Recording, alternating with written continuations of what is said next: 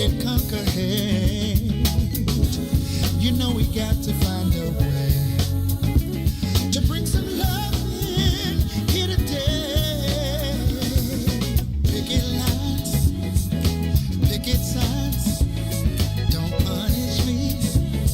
Brutality, talk to me so you can see what's going on, what's going on, what's going on. I wanna know what's going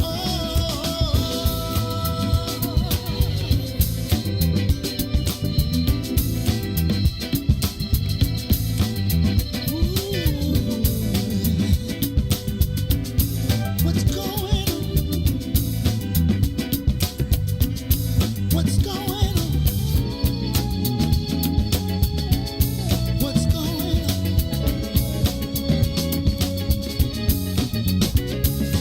Mother, mother, mother, everybody says that we're wrong. Who are they to judge us? Simply because my hair's gone. Oh, no, no. You know we got to find a way to bring some love in here today. Picket lines, picket signs, don't punish me. Brutality, talk to me so you can see. Oh, what's going on? Tell me what's going on. What's going on? I wanna know what's going on.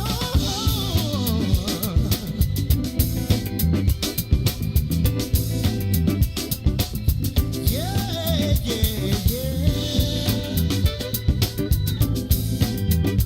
Will you tell me what's going on? What's going on? Yeah, yeah. Oh,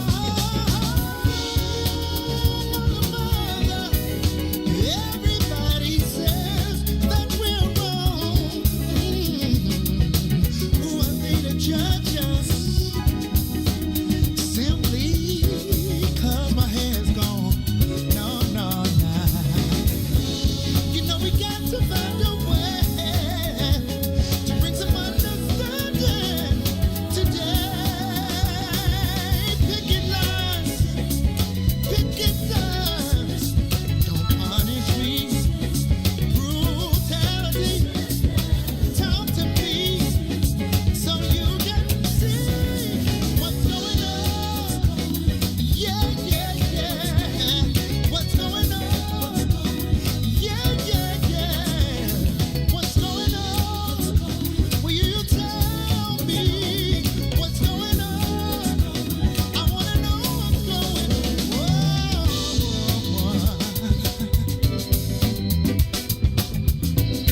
What's going on in our neighborhood What's going on? with our political system, What's going on? with police brutality, What's going on? with education and healthcare. What's going on? Yeah. What's going on? What's going on? What's going on? What's going on? What's going on? What's going on?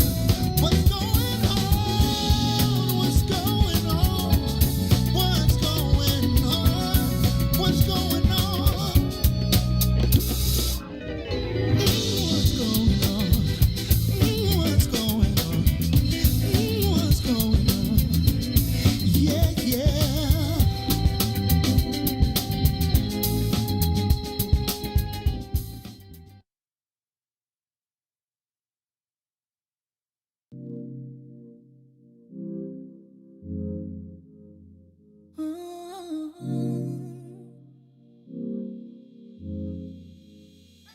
You see me, you see him.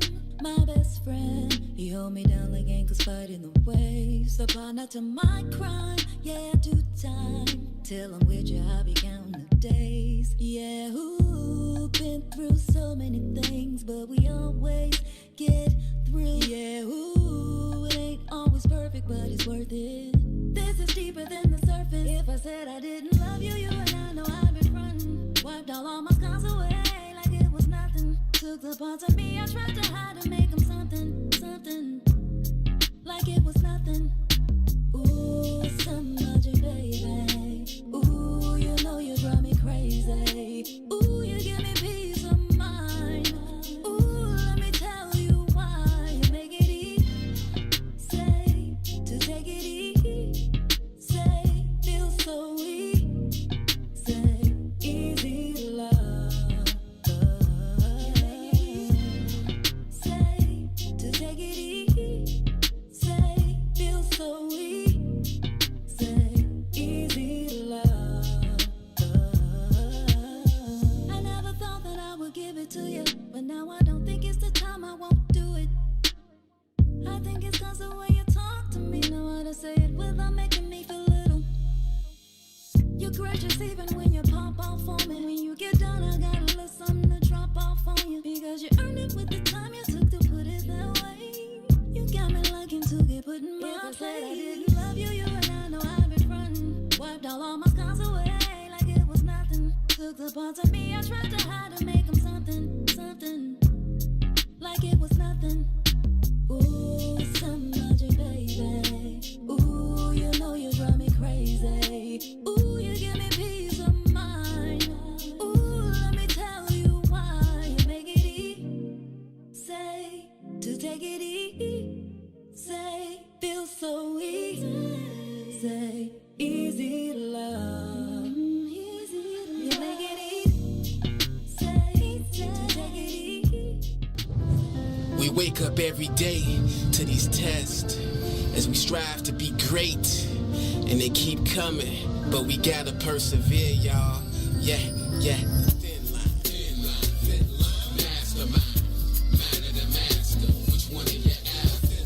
Thin line, mind of a god, mind of a captain. Which one of you after? Thin line, mastermind, mind of the master.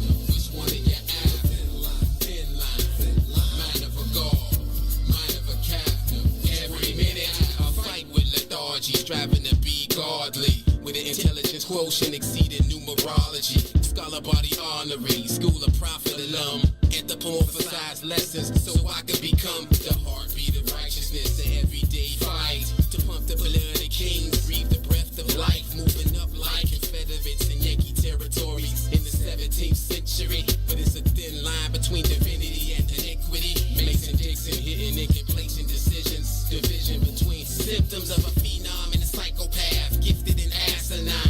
I won't erase that vertical line on an incline that divides them. Climbing out this box in my mind, it's like having altitude sickness on alpine expedition. Genius vision never fixed in on the depth below. Focus on elevation where others never dare to go. And brainiacs ain't contained in that receptacle. Incredible creative energy becomes perceptible. The cerebral can be an evil alter ego, a true vow, and you shall become legendary and futile. Development of a god. I sleep a date on calendar. Escape a date with a challenger. Now that's a blind date in the field of vision, but my other senses reveal I'm winning. Yeah. The thin line, mastermind. Yes, yes. Welcome to the green side of things. It's your man Sadeek, And Cassiopeia.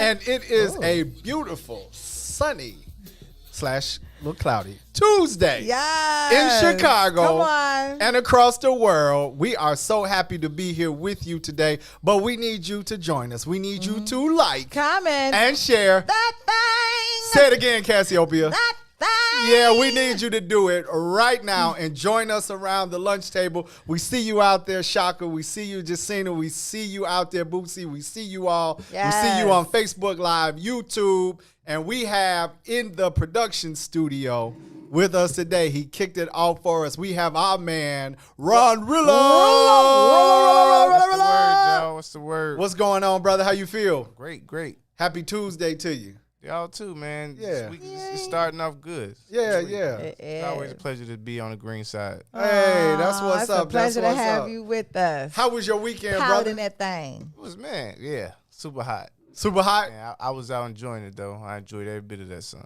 Hey, man, listen. Yeah. Me too. Enjoyed the sun. Yes. I'm happy. I missed my girl, my co-host. She was Did not you with miss me Thursday. me? We called your name about 800 times, didn't we, Ron? Yeah, you were missed. You You were missed. I let everybody know that even though Zarakia was sitting in, he was sitting in place of the infamous Cassiopeia Uhuru of the Black Shout Mall. out to Zarakia for holding it down. That's my boy right there. Yeah, he held it down. So, yeah, I got a chance to tune in a little bit. I don't know if y'all saw me. In oh, the we did. We comments shouted there. you out, you know? Yes. Absolutely. So, We saw you doing y'all was, that. doing some powerful stuff. So, I hated I missed that particular episode, but No, it's all good. y'all did your thing. You did your thing. Yeah, no, but we appreciate you. Cassie is working on. It's going to be some huge things coming, and hopefully we can reveal a little bit more of it on Thursday. Because hey, you all, please share today. Bring some people in the room because Yes. today and Thursday will be our last day of our spring programming. Yes. We'll be taking a summer break, Yeah. and then the green side of things. Wait, will starting when? Thursday is our last day. Last day until And so the June fall. will kick off summer programming here at WIIFTBP Media, Mm-hmm. and we will be returning in the fall. Yes. It's kind of like the Cosby Show, right? We out in the spring, I know, and right? we come back in the fall. So Yeah. But we- we're going to be working and cooking and, getting all stuff. of that, and Can we're gonna you set let up a me cook? page. Why don't you let me cook? I'm sorry. I watched I was She late. can't help it. She's But I watched, what's his name? Hitman Holla and Cassidy's, battle, whatever. Oh, I okay. heard Cassidy beat him, Murdered him. even though Cassidy is trash. It wasn't close. What? Wait a minute. Cassidy not It wasn't trash. close though. No. He murdered him. So, Hitman Holla, I love him on Wildin' Out, but he just gonna do it with the emphasis here. And then, let me cook, and I'm gonna come back around that thing and hit you with the emphasis here. It's a lot of show, and he got some nice bars, but they're not specific.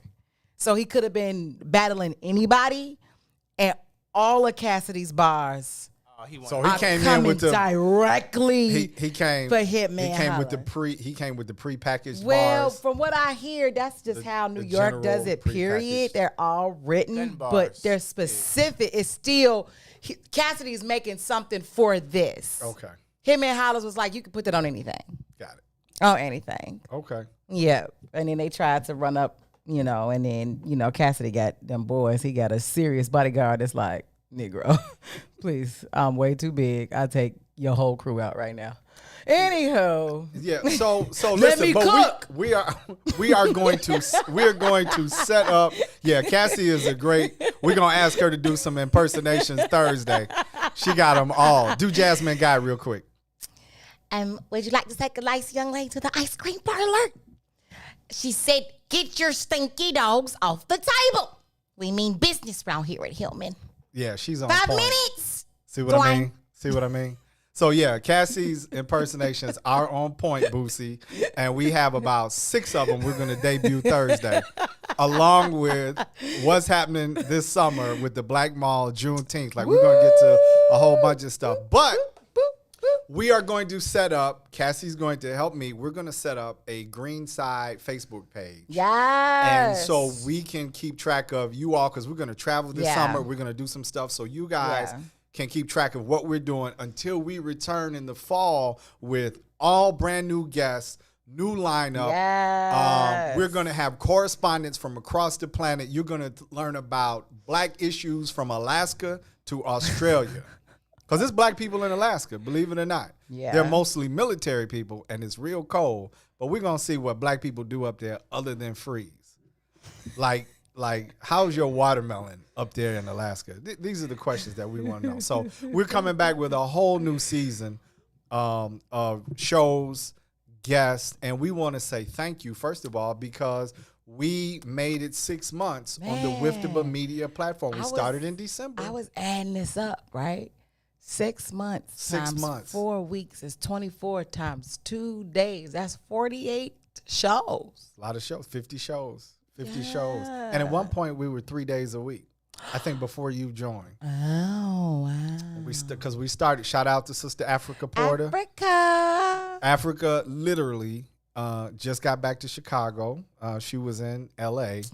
as usual, of Yes. course. I think she stopped through the Dominican and then shot back up to Chicago. We don't know yet, but A shout out to Africa because I was going to be able to go with her, but I couldn't. couldn't make it, right? So, yeah, huge shout out to Africa. And she is definitely been a huge part of the green side of things and just in general, what happens on the ground in Chicago and across the United States. Yeah, So, shout yeah. out to Africa.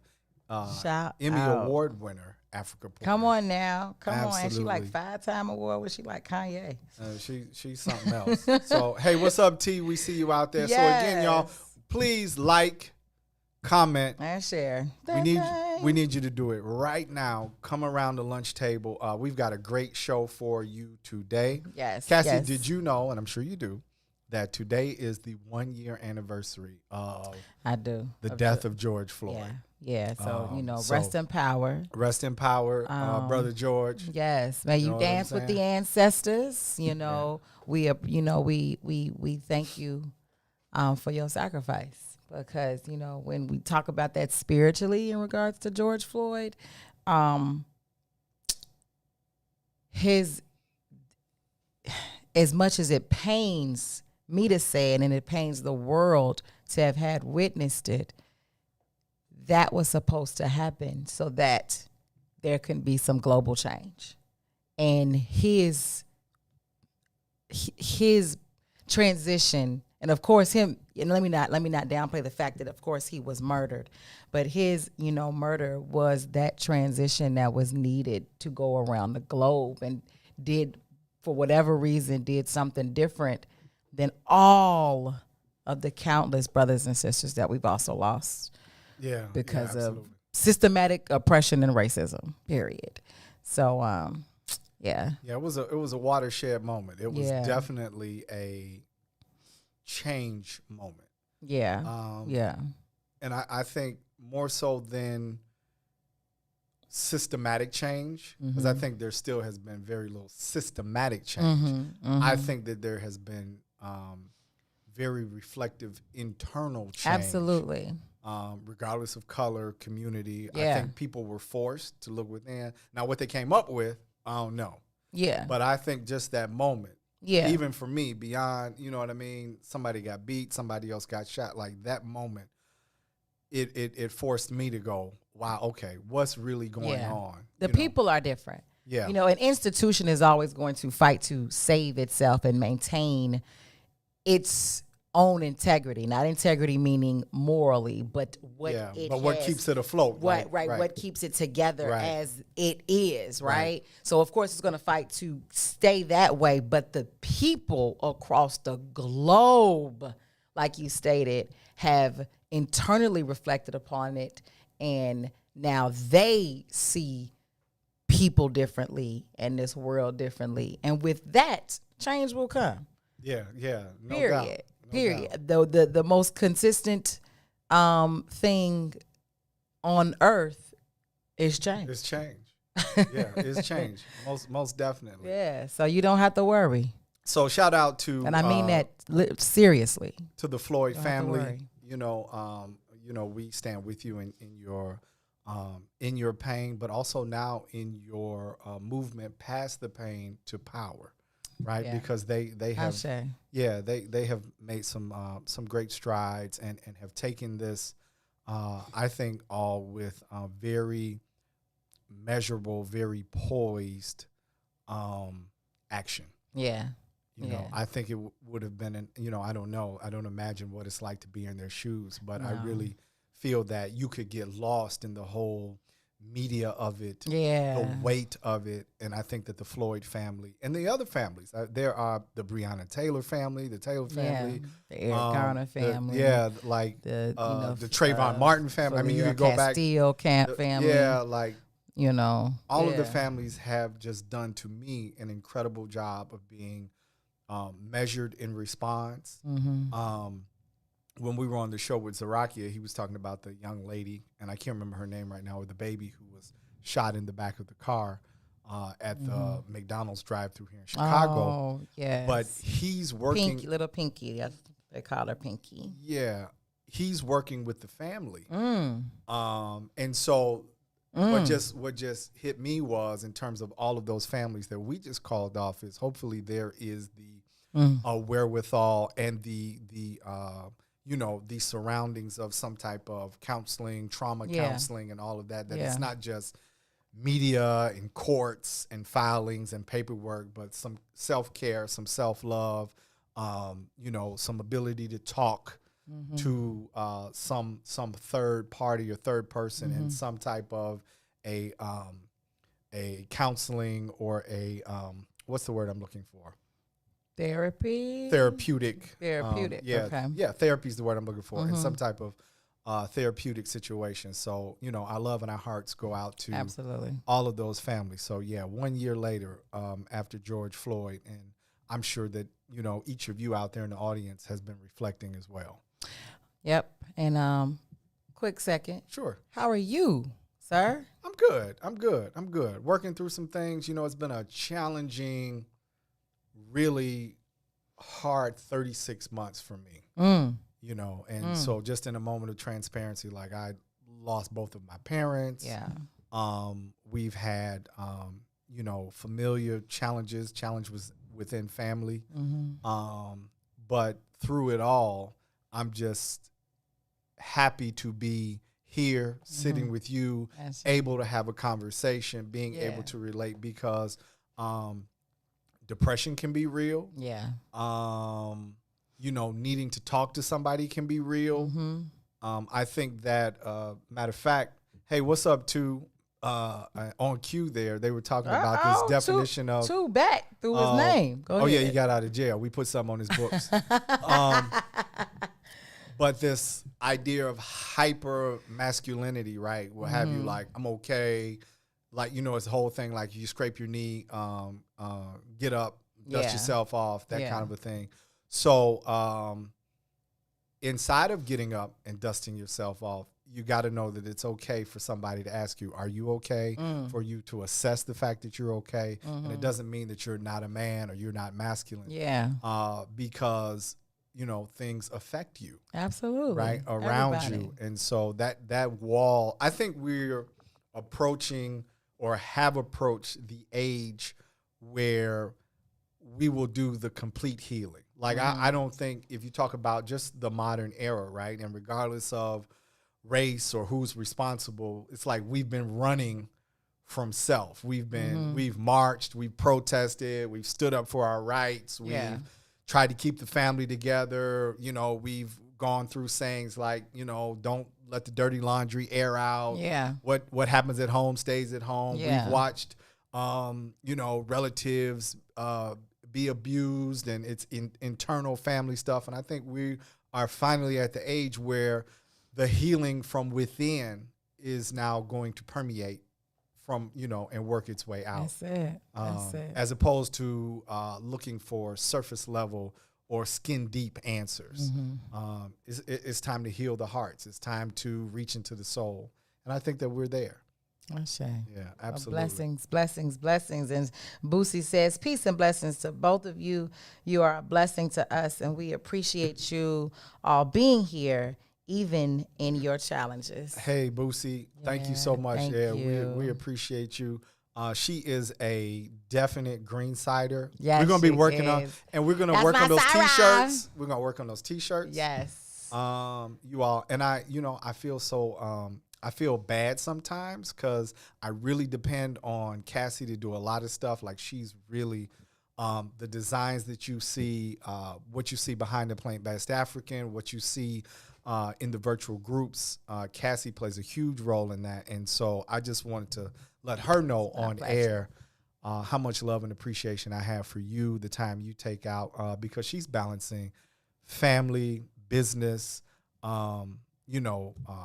man, just it goes on and on. But, she's a daughter, she's a mother, she's a soror, she's a friend, you know what I mean?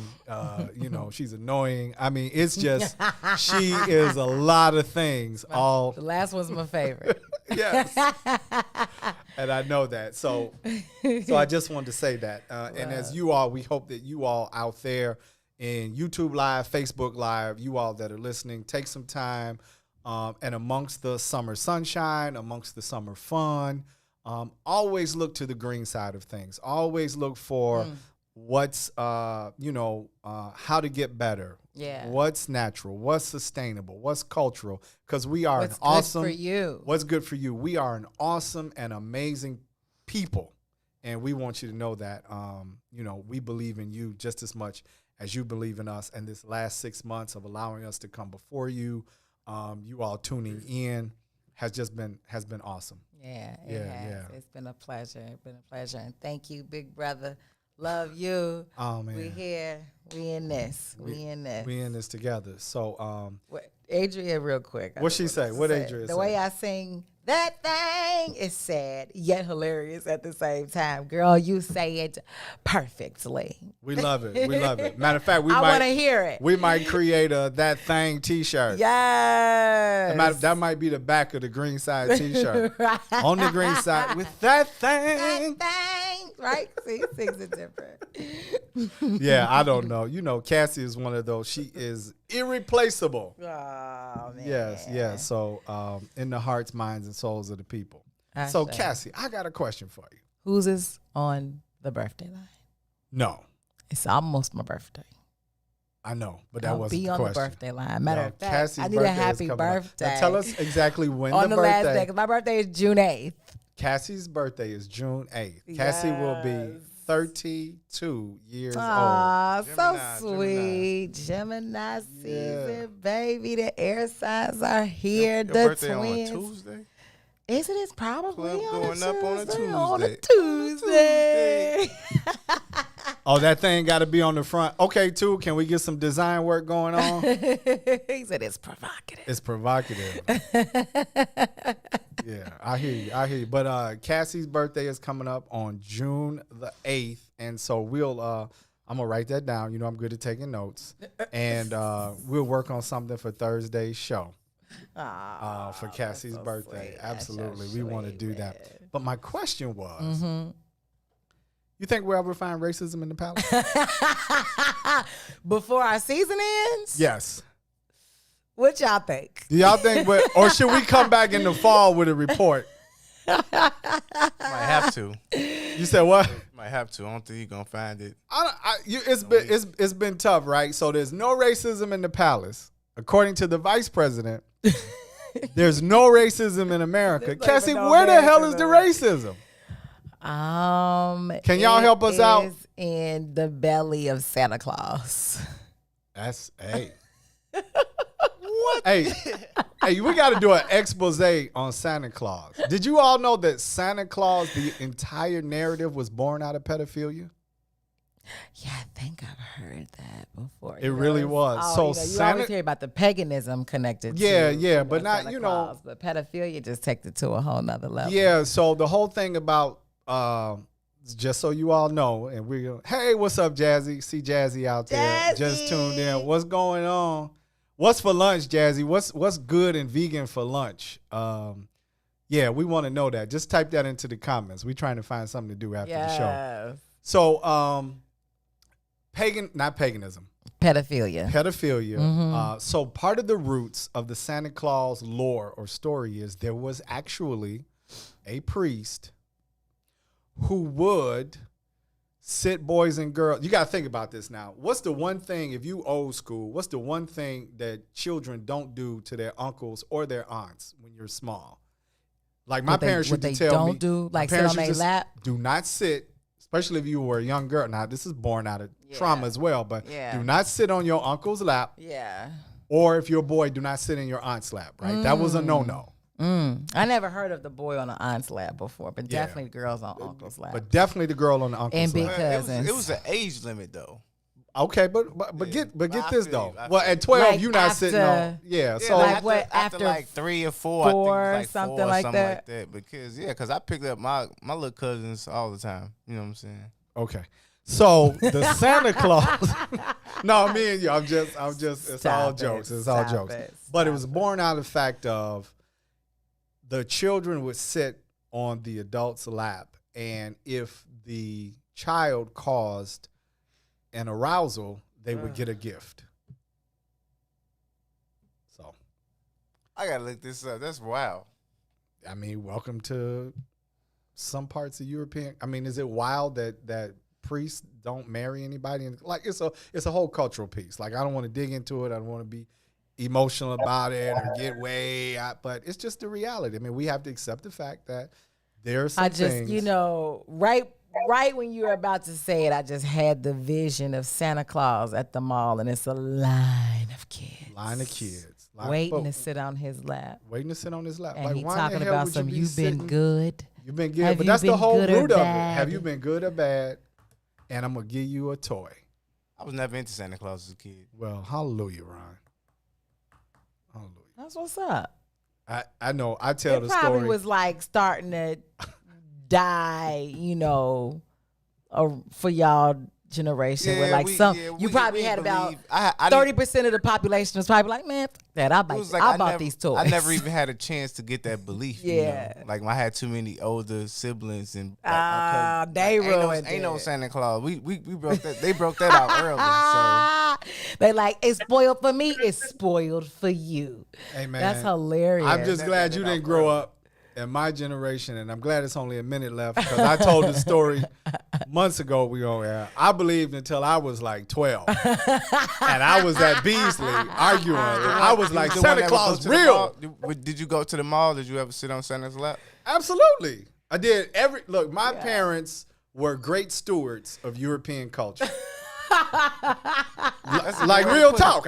I mean, what else do you want me to say? Like Santa Claus, like we left the milk and cookies out, the whole 9 yards. Like real talk. But it is born out of that tradition. Is born out of That pedophilia. is disgusting. So think twice My while you're grandfather taking your was niece one, and nephew yeah. to go get them. Like you finna go. They can't sit on your uncle's lap, but you finna take them to go sit on a strange white man's lap Right. at the mall. right. Like we have Pretend culture that he's blinded. finna give them what they asking. Give them what they ask for. Like it's a trade Go off. tell that white man. Go tell that white man what you want for Christmas. Adrian said, I believed it till I found the toys in the attic. Hey, they sold it so good to me. I could have found the toys And and I could have still- walked and they'd be like, it wasn't me. I was that type of kid. It wasn't too. me. Santa Claus put them there. Hey, Santa Claus. Well, why would Santa Claus leave them there? Because you had your eyes open and he had to real quickly dump them off in the attic and get out of here. I'd be like, man, that makes sense. I think so. Like my grandfather, he was like, he was the one that did it all.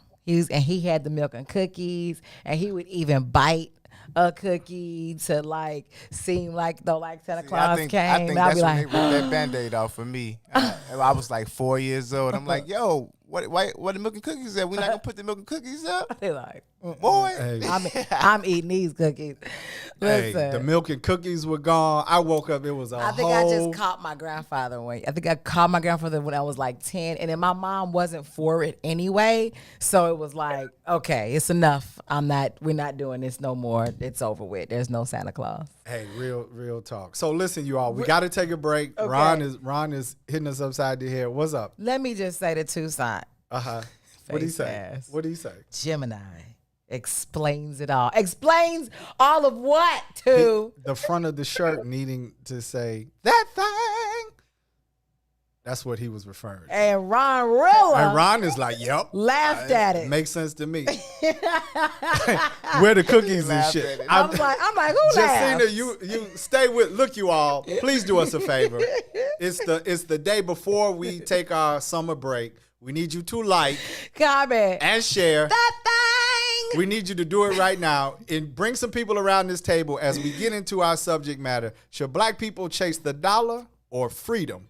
When we come back on the green side of things, we'll see you after this break. WIIFTBP.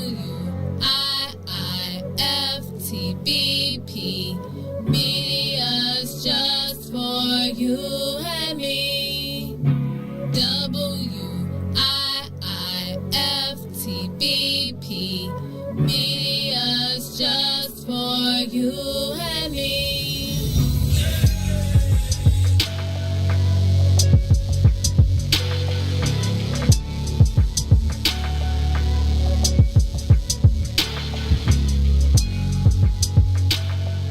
Since 2018, nearly 3,000 tax credit scholarships have been awarded to black students in Illinois to attend private schools that best fit their needs. Now, Governor Pritzker wants to slash this program. In a time of much uncertainty, we need greater equity in education for our families and children, not less. Call your state representative and senator and urge them to stand up for our kids and their future by supporting the Tax Credit Scholarship Program. For more information, visit empoweredillinois.org. You're listening to I Said What I Said with Toussaint Warner and Herb Howard. What are y'all takes on blended families? Meaning white people? Or what? No, she mean like you got kids, this person got kids, y'all get together and bring the whole family together. I don't know. I have zero experience with it. I imagine it could be challenging. Especially, I think the older the children are, I think the more challenging it could be. I think if it's little children or something, you can kind of explain it to them, and they may like grow up together and kind of in that same space where this is mom, this is dad type thing. But if you talk about older kids where they literally have a mom or dad, another person like that has been in their lives, or when they're older, and you're like, oh no, this is your step brother, step sister. Like, nah, we like 17. Like, I'll bone her. And if this family don't work, you can just give me to the game anyway. Ain't no other, it ain't gonna matter. No woman will ever be important. I'm not being an ass. I'm serious. In my mind, the value of that kind of a commitment is family. I got that already. So now we just chilling. So you ain't gonna really know my children. What's up, good people? You're listening to I Said What I Said with Toussaint Warner and Herb Howard live on What's In It for the Black People Media, Monday, Wednesday, Friday, 1 p.m. to 3 p.m. Oh, baby. I mean, I know that you're here with me and everything, but since you just left a few hours ago, I've just been going crazy. And I done come to realize one thing.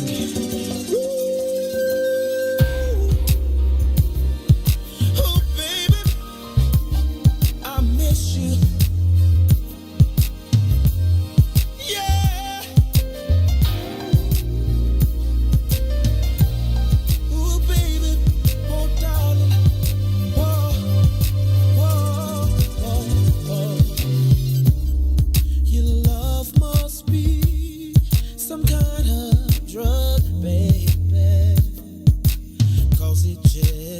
On calling me,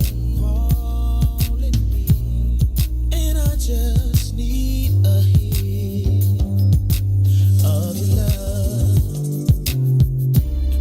It's got me shaking and feeling for your touch.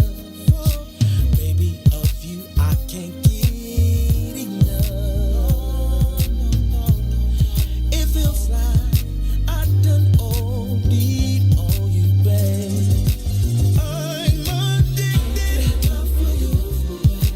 Can't stop loving. Yeah. Welcome back to the green side of things. It's your man Sadeek And Cassiopeia. and we need you to like, Comment. and share. That thing. We need you to do it right now, and come on inside the room and sit around this lunch table with us as we have this great Tuesday edition of the show. We want to thank everybody on YouTube Live, Facebook Live, and all of you out there. We are joined by our green entrepreneur, Mr. Ro Davis. Ro, can you hear us? Yes, sir. Yes, sir. What's up, party people? Hey. What's happening? What's up, Facebook, YouTube? What's up, Facebook? It's your favorite It's your entrepreneur man. and activist. Ro Davis is with us today, and we are so happy to have you all. And so for those of you out there, please share the conversation because we're on the countdown. We have this show and we have Thursday, And then we will be taking a greenside break until the fall, where we will break out with all new programming for you from across the globe. Across the globe. And so we appreciate everything that you all have done for us and just sticking with us through our 6 months, through our introductory phase, through the ability to share on WIIFTBP Media. And shout out to the whole crew, staff here and Mr. Mays Jackson for allowing us to be on the platform. We're definitely appreciative. So, Ro Davis. Yes, sir. We we want to start with this question. We definitely want you all to chime in. We appreciate you all being out there. You and I had a chance to have a conversation earlier, and it made me actually go in and edit the post today because I thought what you were saying and suggesting was very powerful. And I got some questions for both you and Cassie because I consider you all thought leaders in the community. But my question is, we approach this summer, and black people finna get crazy. McDonald's stock is finna go through the roof. I already have some stock in McDonald's. I bet you do. Get some more because and in Walmart because COVID is over. There's no racism in the United States or the palace, and the beach is now open. Oh my goodness! And so can I get stock in the beach? It's gonna be McDonald's fries, chicken McNuggets, and barbecue juice. Barbecue juice. Yeah, not barbecue sauce, barbecue juice, because that's what happens with all the sweat and everything else leak out together from the container. It's gonna be barbecue juice. You just make it sound so terrible. Please stop. Anyway, it's going to be quite a summer. But my question to you is, and we had a show, you did crypto with us. You've been an entrepreneur. You have respectively made millions and have been involved in everything from real estate and now into seriously into the crypto market. My question is to both of you, in this era, 1 year after George Floyd, should black people chase the dollar or freedom, or does one lead to the other? Go Let me ahead, answer Rob. that. Go Okay. ahead, Rob. Well, first of all, I definitely want to thank y'all for being on the show once again. That's a very interesting construct, this idea of freedom in capitalism without capital. And so I really don't know how we could ever be free in America without having the proper capital to survive in America. And so my fear has always been that, as we're chasing racism and chasing dignity, somebody else is chasing the market share of our communities.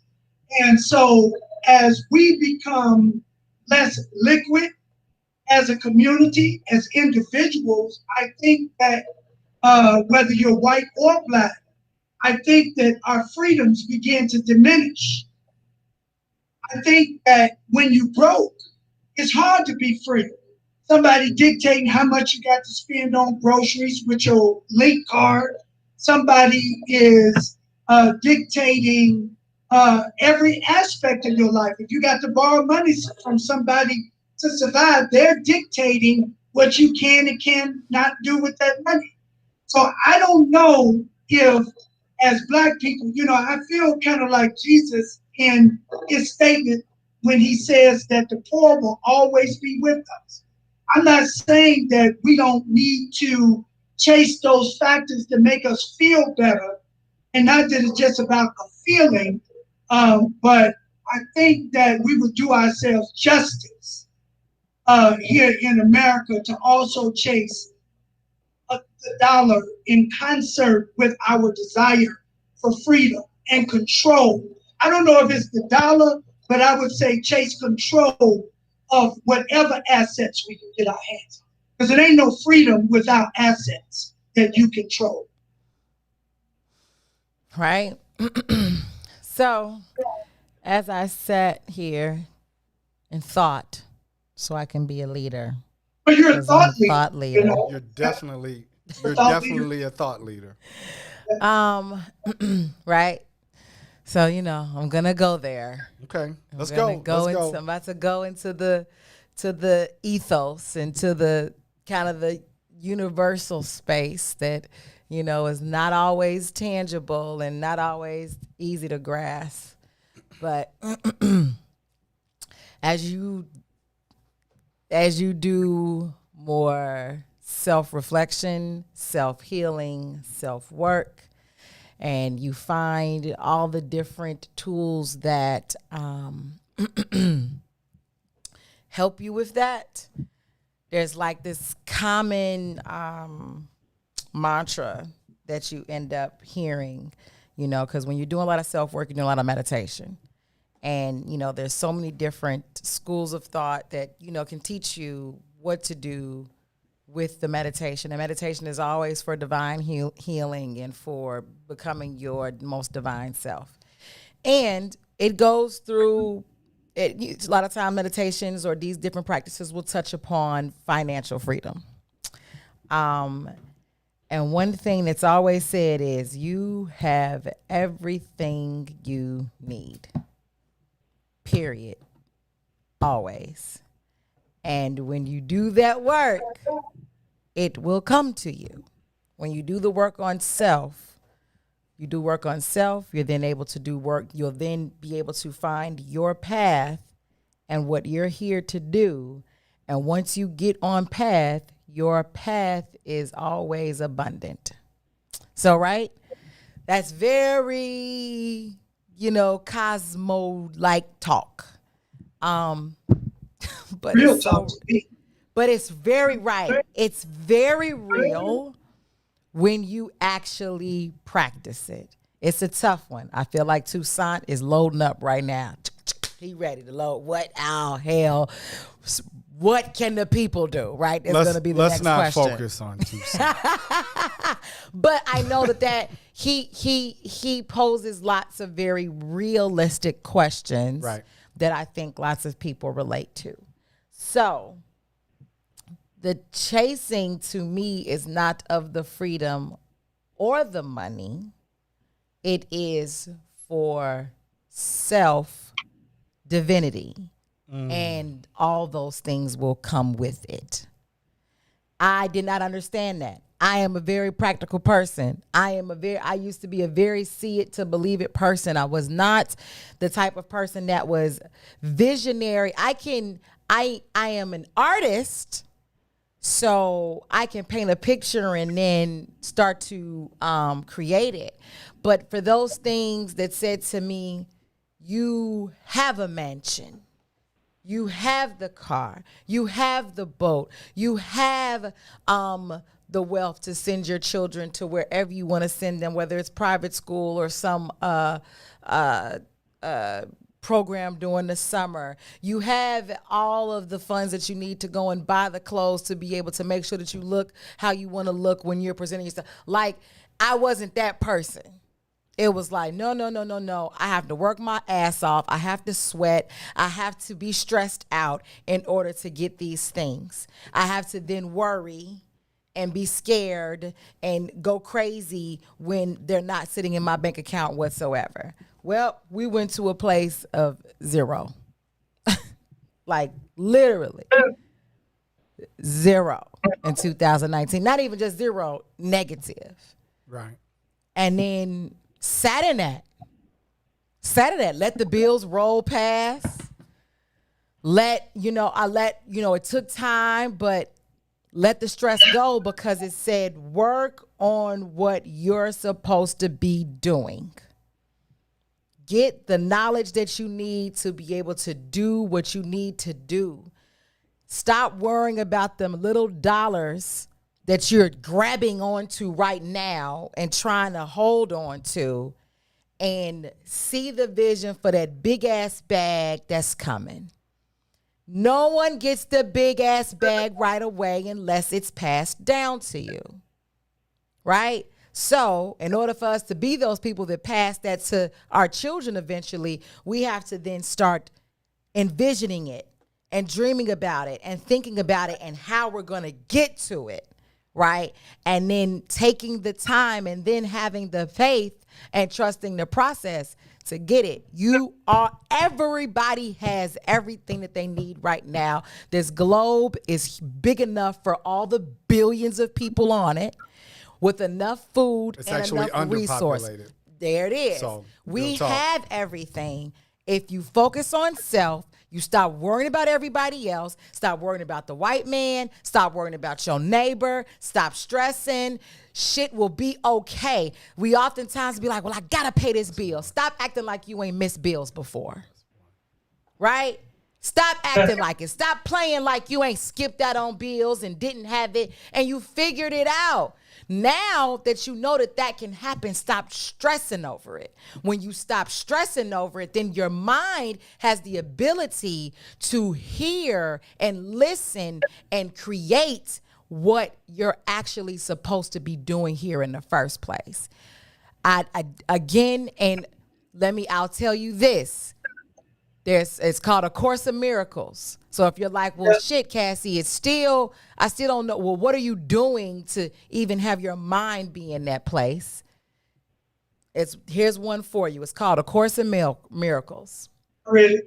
You know, or you can do the start with the 4 agreements. That's a great book. It's an amazing book. Why read it over and over again? These are types of tools, and then put yourself next to people who got it. That's the most practical thing I can give you. Whatever lane you're trying to go into it. If you're like, well, my passion is making hair bows, then go next to a hair bow industry. That little girl JoJo Siwa, whatever, man. Millions off of hair bows. Whatever it is that you love to do the most, start doing that shit. Stop using the excuse. Go straight into that. Do what you're supposed to do, and you'll have everything you need. Everything you need. You ain't got to worry about the most wealthiest person that's sitting over there and you think he ate it all up. Bill Gates, although Bill Gates is a billionaire, he does not have all of the wealth. Not anymore. He's a half billionaire. Well, listen. But let me say this. So, like real talk though. Was you about to say something, Sadeek? She took out. Yeah. So I have a question. And I love the conversation, and I love the thought behind it. And Cassie brings up, as well as you do, Ro, because I want to get more into, because I know you said on the last show, we kind of approached this. You talked about the fact that you had graduated, and not that the quote unquote struggle wasn't important. You just wasn't in it no more. And then you talked about today that Yeshua, because I just refuse to be a steward of European energy. Yeshua said that you always have the poor with you, right? Meaning that there'll always be some element, and I think that leaves room for the self-awareness. Cassie said, don't chase freedom or the dollar, chase divinity. And I love that. Trademark t-shirt coming near you. But that being said, my question is, and I approached this with Roland, and I don't imagine that there is a great answer, but I would like for you all, or for us, to tackle. So in my mind, let's just if you take slavery, for instance, just as a for instance, whether black people, white people, right, take slavery. But slavery was a uniformed institution that affected everybody equally, regardless of what state of mind you were in. So you could have been the priest, you could have been rich, you could have been the pauper, you could have been self-aware, you could have been non-self-aware. Your ass was getting in some chains. So my question is, what is the institutional mechanism, or is there a blanket mechanism for freedom, regardless of the fact of whether you're a priest, a pauper, rich or poor, you're self-aware, not self-aware, right? Because I think that is so, because my question is, if I'm listening, right, the community, the trauma from slavery was uniform. It affected, in this sphere, it affected millions of people, the same way, regardless of what headspace they were in. Whether you graduated from the struggle or not, your ass was in a chain. So is there a delivery mechanism that can universally or equally affect the people just as slavery did? Or do I have to mentally climb my way out individually, even though we were affected as a group? Ask that question one more time. I don't think I can ask it one more time. My brain, I was with you, and then there was one portion of it was my brain. It's a difficult question, Cassie. It's a difficult question. It's very intricate. It's not as simply, and it's a very powerful question. But go ahead, ask it again. No. Go ahead, Ro. You got the gist of the question, so. Well, let me say this, because I think that me and Cassie are on the same page more than not. I agree with her. I think that what Cassie is talking about and what I'm talking about in terms of chasing the dollar, there's a distinct difference. Cassie's talking about the process by which you get out of a poverty mindset and cycle. Yeah, I'm not talking about chasing the dollar and being void of the power of self. I would argue that there is no ability to attract the dollar or capacity in the absence of having the power and control of self. Right. Which is all the more reason why we have to stop being defined by racism and the vision that white people see of Black people. Yes. My argument, and I just got to clarify this because I don't want people to think that she and I are on different pages. No, we're she not at all. Beautifully outlined how you go from nothing to something. Because, I think that when the market crashed, I literally, before it crashed back in 2007, I had millions of dollars. And when it crashed, I was looking out the window for the boot man, the repo man, and anybody in the suit. But and everybody around me was broke. So I literally had nobody I could leverage or borrow money from. And I couldn't write a check to get out of my condition. Yeah. The process that I was able to use to get out of my condition, I had to stop worrying about the how and decide what I wanted and let my faith be the bridge in between the 2 points. Because when you can't see a way out, all you can rely on is faith, and you let the universe do what it does. Yeah. I'm in agreement with Cassie. What I'm saying to us is that racism is a distraction that has us chasing somebody else's impression of us versus giving us more time to concentrate on that which is within so that we can begin to change everything on the outside. We have to do that individually to affect things collectively. Yeah. Now, your question, brother, is can we do this individually or will it require us collectively? Well, I think that it's 2 parts to it. I don't see how we can do it. We definitely got to do it collectively because the issue is bigger than any one of us. But I want to make the argument that there are thought leaders and individuals who will have to lead the way individually for us to pull out of this collectively. So we need people with the consciousness and the willpower to do what Cassie is talking about and what I just said that I did, and then have enough of a heart for the community to reach back and lead the way. Because it's not an easy road to where we need to go. But I don't know if the collective consciousness of Black people is going to decide we're going to look within. And it's going to be a few of us that lead the way and other people that's going to follow that magnetism. So I think, even Harriet Tubman is a real easy example. We love, it's one that people can really, understand, and we love the story of Harriet Tubman and the Underground Railroad. Even though she was the obvious leader of the railroad, there were times when she would come back and certain people would say, no, I ain't going with you.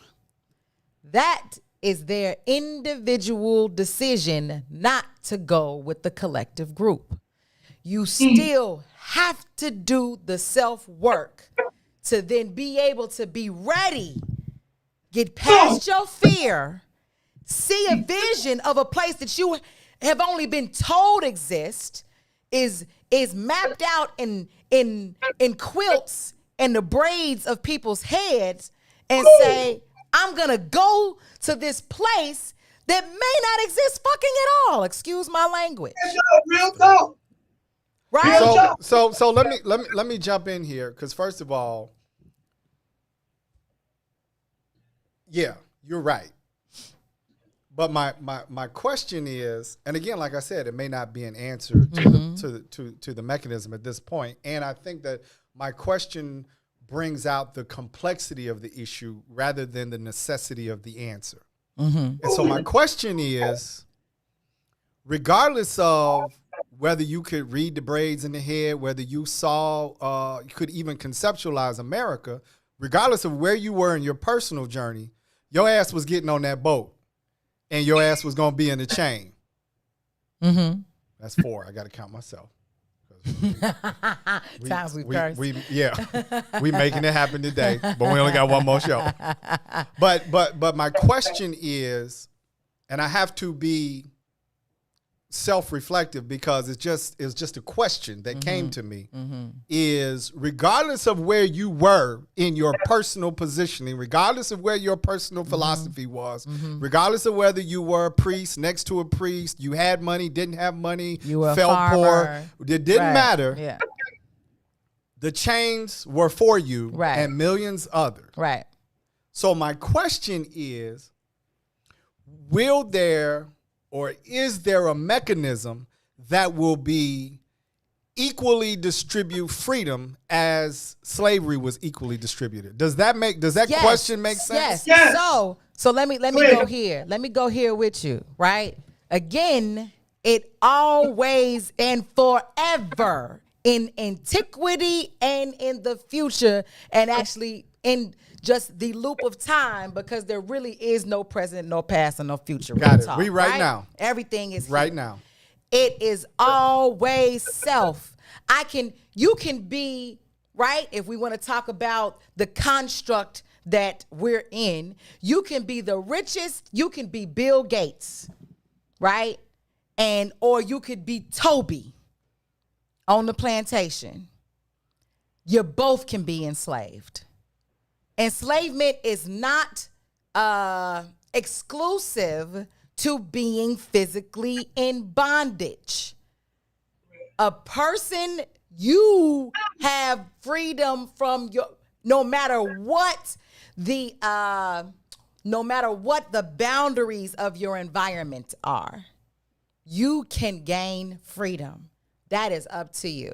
Now, the suffering that specifically came with the bondage of enslavement, right, is us addressing, and even the suffering that's specific to us that we still are going through, right, is from what I am learning and believing is breaking of our spiritual covenant, right? And reestablishing that. So all of these West Africans were all enslaved, no matter what. Well, there were some of them that were not. Right. Right. Absolutely. But there were still lots of kings and people of different statuses that were gone ahead, put on that boat, mixed up. It did not matter. You're going over there. We're going to put you inside. So now, as we're attaining whatever freedom that we're getting, no matter what our environment is, if we have on shackles or not, because I think Malcolm X can prove to you gaining freedom while being in bondage. He had his freedom while he was in jail. That's when he actually became free. Was when he went to jail, right?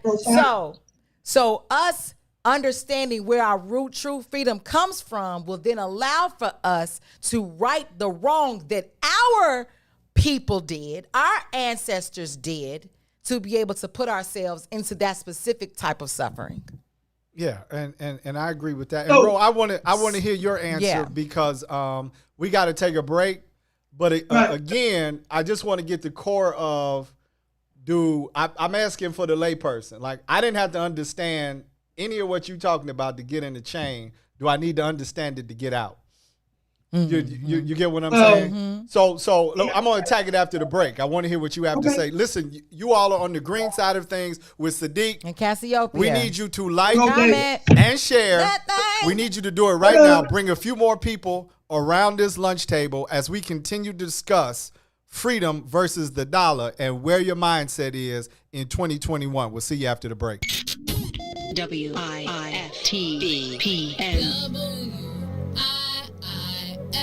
WIIFTBP. Media's just for you and me. WIIFTBP. Media's just for you and me.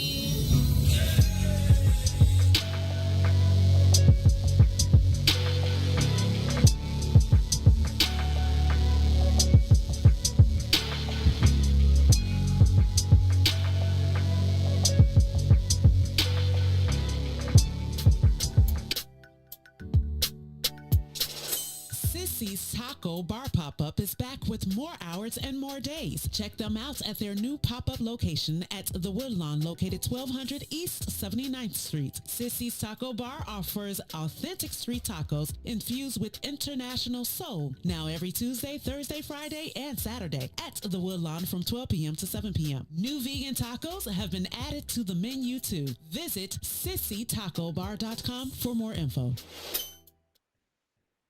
Introducing your trusted source for high-quality Black emojis, better known as Blackmoji. We believe Black is beautiful, and that beauty should be reflected in the digital market. Now there is an app that does just that, starting with Black Greek letter organizations. Blackmoji D9 offers more than an emoji app. It is a cultural experience of Black excellence.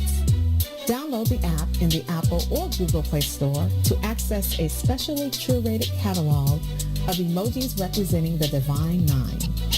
Use the emojis to celebrate Black Greek events, acknowledge current events, support social causes, and learn about esteemed Black Greek members who blaze the trail of Black history. A portion of every subscription goes toward a scholarship fund specifically for members of Black Greek letter organizations to help keep the legacy alive. Download the Blackmoji app today. Yeah. Ooh. I miss your kiss. Oh, your kiss is one of a kind. It feels so nice. Girl, you do it right. I miss. Girl, you don't go too fast, you take your time. Just how I miss. Hey. Oh, you kiss it, then I'm drifting off your love. Keeps me floating, girl. I miss.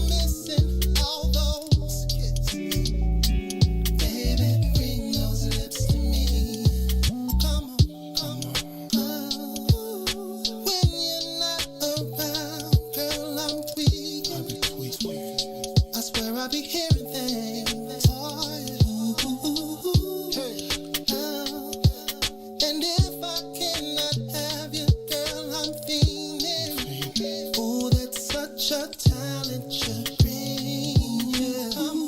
Hey. One day is too long. If I can hold you in my arms, if I can find a real good love,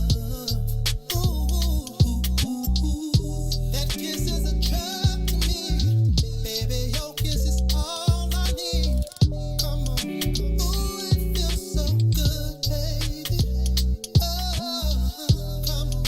Ooh, babe, I'm missing all those kisses. Baby, bring those lips to me. I miss it already, girl. It's not ready, girl. I'm missing. Oh, welcome back to the green side of things. It's your man Sadeek and Cassiopeia. And we need you to like, comment, and share. That thing. We need you to do it right now and bring some people into this room and around this lunch table. We are having a great discussion.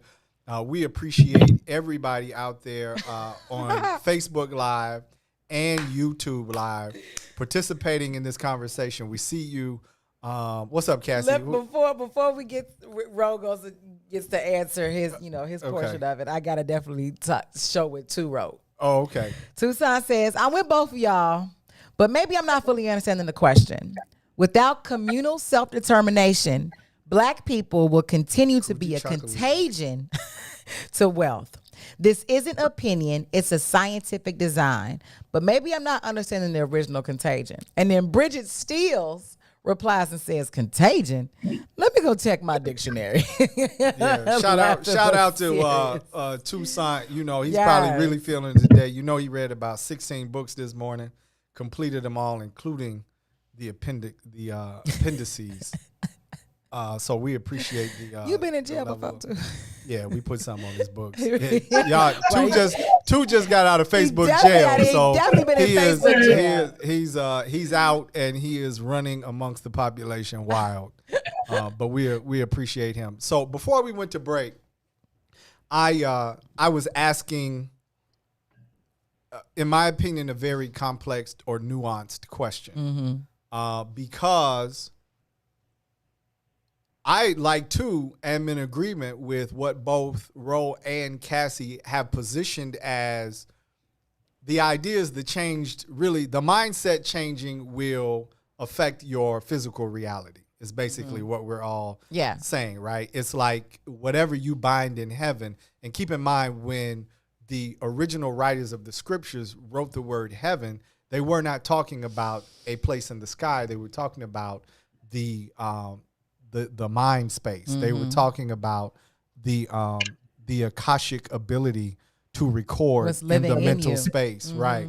And so when the scripture writers wrote, whatever you bind in heaven will be bound in earth, they were simply saying what you produce in your mind will become your reality. That's right. So my question then becomes, but I'm dealing with, and it could just be my conceptualization, right? Before the layperson, right? We say, man, if you got to go through this process to lift yourself out along with us, right? Find somebody familiar with it. Get into this class, right? Do some yoga. Get some, right? We're talking all this stuff. I'm simply saying, when the chains got whipped out, nobody was asked what their spiritual position was. Nobody was like, hey, you know what? If you really don't feel like you need to be a part of this process, you can skip this chain. Right? So didn't matter your class. Didn't matter your class. Didn't matter your attitude, your aptitude, your altitude. None of the A's mattered. You was getting on the boat. Yeah. So my question to you, Ro, is, yeah, we got to do the individual self-work, but is there a mechanism that will be developed or is developing that will affect the masses the same way the chattel slave chains did? And I do want to say this, because you had kind of in the break asked me for a little bit of clarity. I absolutely believe that no matter what position that you were, if you were spiritually righteous or if you was super poor and a part of a quote unquote lower class, even if they had that then, you know, everybody has to do the same work to get yourself out or to get the collective out. And everybody individually has to do some work to be able to get themselves into that heaven space so that it shows up on earth so that I can even commune and collect with you so that we can do this as a group. Love it. Ro, what you think? Right. Well, I think that 2-5 raises a very important point. But I need him and anybody out there that may have that point to understand is that one don't have to be wrong in order for the other to be right. Right. I agree that we have to create a collective environment for prosperity. And I would have us to take a look at what exactly is white privilege. White people have created a heaven for themselves on earth. They've created privileges that give white people an opportunity to prevail. Woo! And so what I'm looking to do and what I'm looking for the thought leaders to do is to create an environment where we can create black privilege. But that's not going to happen if we have to move at the pace of the collective consciousness, especially when that consciousness is chasing slavery, chasing racism. We have to begin to diversify as we already are. I am very sensitive to the issues facing our community, which is why I started the work that I started 15, 20 years ago. I'm not new to this, but I understand is that I got to separate the movement from my money. I understand that we're dealing with individuals and people who still have a ways to go to realize their divinity. And I also understand how the environment plays into their inability to realize that. It's hard to be good when everything around you is going wrong. Yeah. It's hard to think about being a better father when you can't afford to be a man. So I really get all that. And what I'm looking to do is to have those thought leaders and people who can achieve what Cassie has suggested as the route to self-divinity. What I'm praying is that enough of us will evolve with a big enough heart for our community that we will create an infrastructure and institutionalize the road to salvation. Yes. I think we have to stop using words like heaven and hell and really use some words like create a sustainable reality for our people. Yeah. A sustainable black man and a sustainable black woman. I want to create a sustainable community.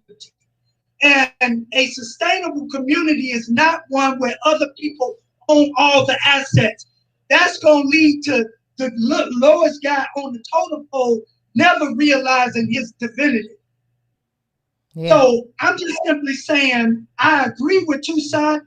I agree. And to answer your question more specifically, we've got to create black privileges that are universal, that will remove the restrictions from our physical and mental slavery in order for us to move forward. Yes. Well, I'm glad I asked the question because I think you got to the crux of the answer, right? Which is, because I wrote it down, I love to take notes, that it is upon us to create an infrastructure, right, where we can liberate each other, or the road of freedom has to be institutional. And I think that's the heart of the question that I was getting at, because slavery was institutional. Absolutely. And I think it's not either or, but a combination of all, because there's complexities to this, right? And you spoke about it in talking, saying that, how do I become a better father when I can't afford to be a man, right? Inside of this societal structure. But if we're going to be the thought leaders, right? If we're going to talk about moving to a different space, because there was an institutional way to integrate most people into the slave construct, right? There were tangible institutional ways, which is why it was so widely experienced by so many, regardless of where you were in your right? Because there were thought leaders at the head of that mechanism. Yeah. And again, it also speaks to the time that they put in to build that, implement that institution. Right. Again, I love bringing up Shaka Zulu because it's so plainly, if you watch that movie as an adult, it so plainly showcases a way of how they did it. And the time that they put in, the sacrifice that they took. In Shaka Zulu, when it first pretty much starts, it shows a white priest on a small boat with a few other sailors. Right, they were Boers. I don't know what a Boer is. Boer they were Dutch. There were 38 of them that landed. There were 38 Dutch Boers that landed in today what's called South Africa. And 350 years later, they displaced millions of Africans and gave birth to the modern state of South Africa. Right, let's look at that. 350 years later. It didn't happen overnight. People weren't displaced immediately. They lived amongst them. They got familiar. They took the sacrifice. They left their wives at home oftentimes. They lived there for years. They understood the secrets. They passed those secrets down. They traded it until they understood that they might die not seeing the fruit of their labor. That's one of the things that I think we have to start grasping as our people again as well. This is a relay race. Yes, it's a relay race. You pass the baton. If our people, if our ancestors who were enslaved were only concerned about seeing freedom for themselves, they would have never been able to actually pass the baton to ensure that we could be in the space that we're in right now. They just did the work that they could do at that time and had faith. And then when you also reestablish the covenant, because that's to me what this new year is about. That's what Juneteenth is about. It's about reestablishing that covenant that was broken probably about 1,000 years ago. Or more, right? And with that, we understand that African people don't die. There is no energy that is created nor destroyed. Guess what? Your human body is energy. All it does is transform. So if you can come outside of yourself, if you could zoom out and get outside of just it being you, your ego self. If you can get outside of your ego self, then you can start doing the work and let it be. And know that you're planting a seed. Huge lessons. And I think it's the combination of both that Ro brought up. And I really appreciate the fact that while you have the Cassies and the Roes, now there's a building of infrastructure to affect and have an effect on somebody who may not be able to in the moment get where you are, right? But we have, I think, who was it brought up? Was it you, Cassie, that talked about, no, it was Roland talked about having the heart, but you mentioned something similar. Like we have this shared capacity. Yeah. And Cassie brought it up earlier in talking about the fact that we have everything that we need. And I truly believe that we have everything that we need. And now it's a matter of the headspace and how we use or how we access what it is that we have, right? Because how you move and how you see, right, is determined by where you are and how your mind or your perception is positioned inside of this reality, right? That's what Roland was talking about. I graduated, right? Or I moved, and we have to have, because you can be at the university, but everybody's not a senior. Everybody's not in grad school, and everybody's not a freshman, right? But there is a movement of the university. And so it's going to take all of us, whether I am super endowed with the ability to transform, transmute, and understand the higher realms of things, or if I'm just trying to exist on a daily basis, I'll get there. but I need that room, like Roland was talking about, afford to be a man, and being a father, right? This complexity at maybe this at this very basic level of existence, right? I'm trying to pay the bills. I'm trying to do this. I'm trying to understand where we have a Cassie who has been through those levels, right? I've been a freshman. I've been a sophomore. I've been a junior. Yeah. I might have been an extra junior, spent an extra semester Right, there, right? right. Or super senior, Super right? senior. Right? Or now I'm in grad school and I'm Yeah. understanding, and now we're going to work to build mechanisms or build out mechanisms or institutions that where we can grab each other. Yeah, and see, the thing is though, it's also, again, I want to say this one more time in regards to not being concerned about the fruit. Just take the journey. Just go through the school. Once you become a senior, mentor a junior behind you, right? Juniors mentor a sophomore behind you. Sophomores mentor a freshman behind you. Grad school person mentor the senior that's behind you.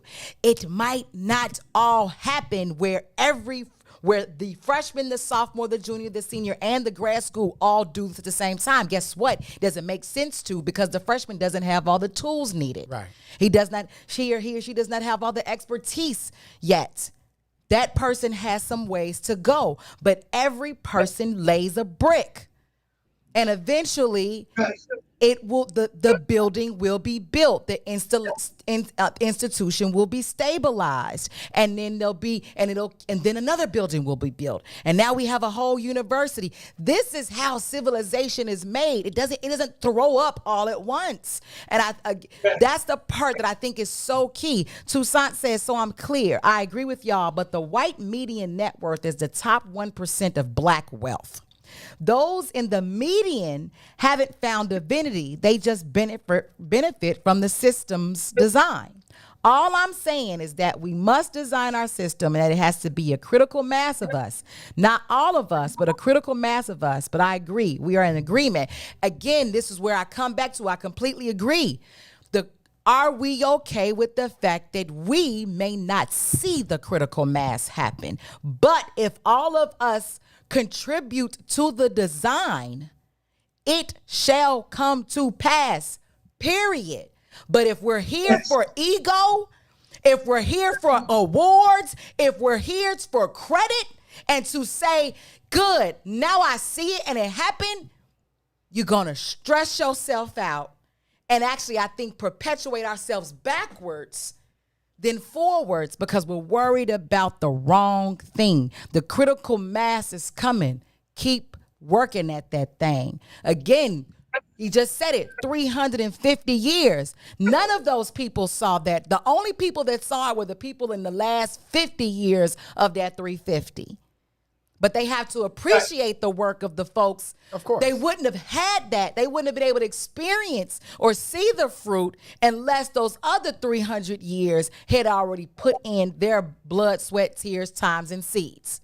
Yeah. So that's I think that part is a major piece for me. Well, I think it's a major piece, period. And I think the value is having the conversation, because you're going to have people in that space, but we don't want to make you feel. Because everybody, I think, again, going through the freshman, sophomore, whatever you want, like, you have to go through that space. Like, your journey is your journey. So, don't want people to necessarily feel like they're doing something wrong if they're in that space. No, it's We're not just wrong. presenting an alternative space to exist in. Go ahead, Ro. No, I agree with Cassie. I agree with Toussaint. I agree with everybody. And I want us to all understand that nobody on here has to be wrong in order for this thing to be absolutely. I think that in different frames of reference, all of what we are saying works to the end of the solution that we seek. I think that at some point, when I want to clarify, when I say that I've graduated, I recognize that there's racism and things of that nature. I have just decided that that's not where I'm going to dispel the girth of my energy. Right. That is a battle that's going to be fought, but if we don't start focusing on an extension of that battle, which means taking control over our neighborhoods and our assets and our politicians.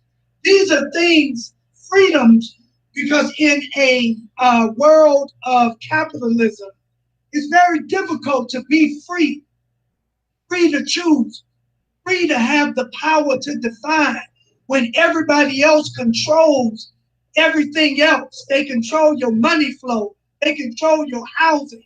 They control your movements. Until we can break that shackle, and it's not going to happen overnight. Like Cassie said, it's a relay race. But if some of us, and that's what makes some of us thought leaders, even in slavery, you had a Frederick Douglass, somebody that was able to move beyond the shackles. Even then, you had a Harriet Tubman, somebody that was able to institutionalize the route to freedom that many had conceptualized, some struck by hope and accident, but somebody created an actual route that others was able to follow. And that route wasn't created because they remained in mental captivity. Somebody had to get free in order to free the others. So I'm saying that I've decided that I want to be free. And it ain't no freeing everybody else when I'm a prisoner to my financial situation. I'm a prisoner to somebody else's idea of what I should be doing. I've got to get that free so that I can figure out how to get us free. Yeah. So that's all I'm saying. No, you know what, Ro? I really appreciate that. And beyond that, I appreciate your offer to buy Cassie and I lunch due to your found freedom. So I want to acknowledge that in terms of the collective and the ability to build that food mechanism with the community. But I do want to ask a question. We got a couple minutes before we go to break, but I don't want to spend, and I'm curious, and this is really to you, Ro. I'm wondering, because you said, how do we get freedom in capitalism without capital? And I'm wondering if the problem is not the capital, but the problem is capitalism. Is that a possibility? Because it brings me back to the old adage, like they talk about crabs in a barrel, but the problem isn't really the crabs. The problem is the barrel. And so I'm wondering if the very institutions that we are seeking to improve upon, right? We want to be better capitalists. We want to make sure we do have capital to participate in capitalism. Where is the balance between, right? Because the question, the answer may be capitalism is not the problem. So my question is capitalism the issue, right? And let's go to break, and then let's tackle that on the other side of the break. Can't wait to tackle that. All right, let's tackle it. You're on the green side of things. It's your man Sadeek. The Cassiopeia. We need you to like, comment, and share that thing. We need you to do it right now. Bring a few more people back around this lunch table. Join us for the last half hour. We'll see you after this break. WIIFTBP.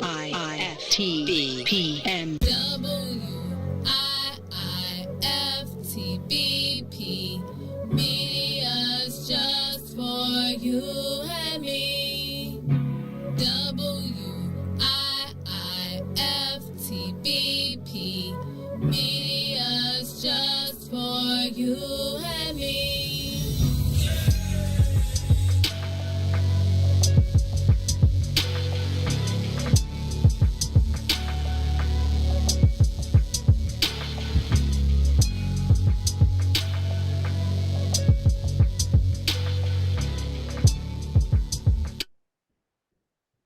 The Chicago Legal Network is the collaboration of attorneys that concentrate in many areas of the law most needed in Chicago neighborhoods. The CLN lawyers focus on personal injury, criminal defense, and other issues. The CLN lawyers all average over 20 years of legal experience and are dedicated to helping the Chicago community. The Chicago Legal Network is committed to developing black lawyers through mentorship and co-representation. So if you were injured in a car accident, slip and fall, or injured on the job, or you need assistance with criminal defense, including driving violations and DUI, check out And then at 3, ChicagoRadioNetwork.com no, for well, more listen. information. Then at Call 3, I have to talk to C-Way Bank. 773-912-3545. And then after that, 773-912-3545. Shop at Black-owned and operated Solo Beauty, where you are appreciated and respected.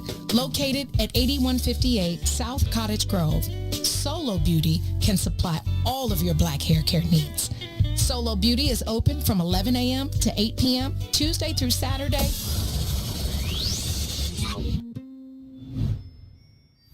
You got to Kennedy King, so you remember Corey Brown? I definitely remember Corey Brown from Morgan Park. Yes, sir. Yes, sir. Murder, man. So I got it in with y'all one day before a game, and then y'all literally went out and destroyed some people by about 50 at Kennedy King, and I'll never forget, somebody shot a jumper. It came off long, and Corey will tell this story to this day. He says he went up, and I was in the stands. He went up for the rebound, and before he could jump, he said he felt a foot on his head. And it was you, and you caught it. Classic P-Mac catching it over everybody, putting it back in. He says before he jumped, he felt a foot on his head. And Corey was 6'4", easy. On his head. On his head. Yeah, Corey was 6'4", man. I used to just, I don't know, I had a knack, man. I was always uber athletic. Like I was taught earlier, if somebody shoot, you got to come from the opposite side. I had a guy in my neighborhood named Wayne Irvin, legendary dude to us in our neighborhood. Played at Chicago State, played at Wyoming. Okay. Played against Patrick Ewing. He passed away a couple years ago, but went to CV, you crash from the right. If somebody shoot from the top of the key, you can crash because it can go either way and you can get it. I was so big and athletic, I used to get a lot of tip dunks. Like for some reason, people never boxed me out, and once I got a running start, if it came off anywhere over the rim and bounced up, you was dead. This is Eugene McIntosh, one half of the illest independent sports media outlet in the whole entire land, the Bigs. Check me and my player partner Terrence Tomlin, aka T-Tom the Great, on What's in It for the Black People Media Network.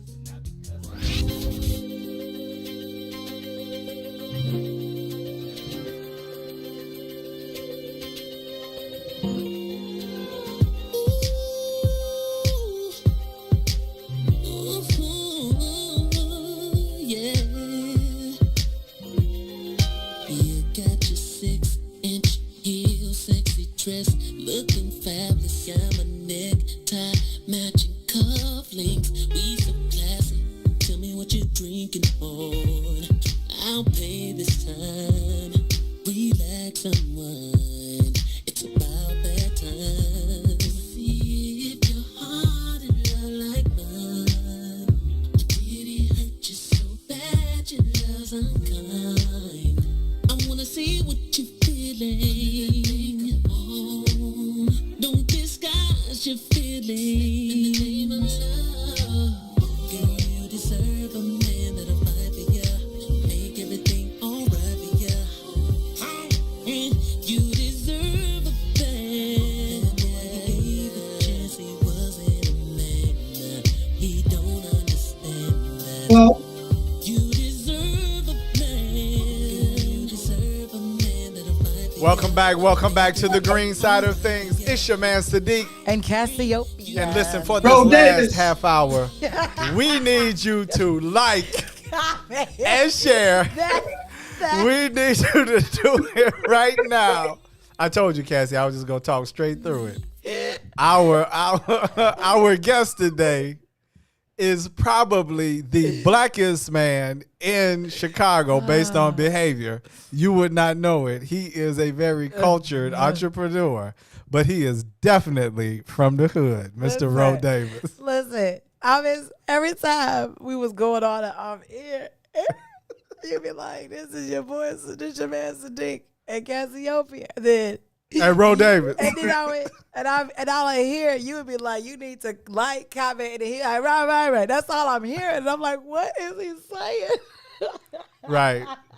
As if you all didn't know, I didn't get to it fast enough. It's Ro Davis. Inserting himself.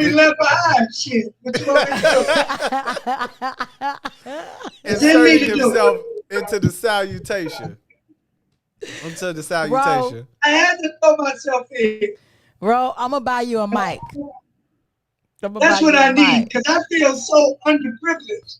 Y'all Yeah. got all that color. You got headphones on. well, let's He got a look. t-shirt on. Now look, let's be clear. Let's be clear. Hey, look. This Hey, is my exactly business. what they mean when they say if you give a Negro a rope, they will become a cowboy. Now, Rose's first show, he couldn't even work the software. And he was trying to figure out if his microphone worked. He didn't say nothing. This is Rose's third show.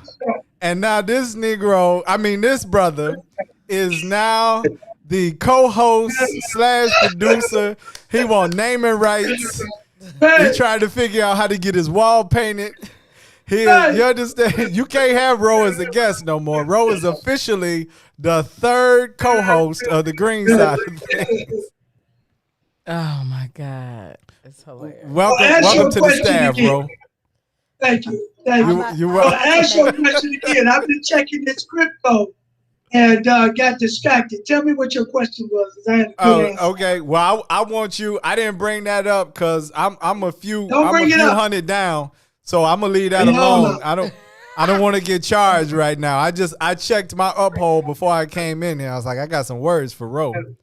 I invested in everything you told me, but you know what? Save it for another show. Yeah, for another show. But my investment mind kicked in, and when everything went down, I bought some more.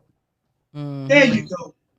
So I just want to say that your teachings have not been in vain, and I'm trying to free myself like you and Cassie, as you all are in graduate school, and I'm messing around here as a sophomore. Come on. But I'm working on myself. And I just want y'all to know, because for today, I just changed it. So Ro Davis is lower Thank you. I third. saw it pop right up. What does this say? It's Oh, co-host. look at that. Look at that. All right, now you're gonna have to change your background, Ro. But how did y'all do it? That's another story. Don't worry about that. So listen, here was my question, and we want to thank everybody out there, Facebook Live and YouTube. We appreciate you for joining the conversation, including our super producer Ron, who is in the booth. Ron takes care of us each and every Tuesday and Thursday of every week, and we want to make sure that we acknowledge that and the WIIFTBP audience. Woo, woo, woo. So that being said, before the break, you made a statement. You said it's hard, right, to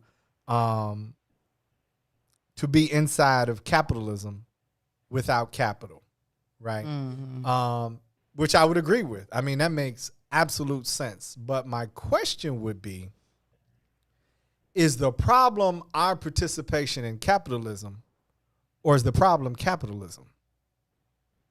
And I asked that question from the viewpoint of, we talk about this saying, right? Like people can be crabs in a barrel, but very rarely do we talk about the problem from the standpoint of it's not the crabs that are issue.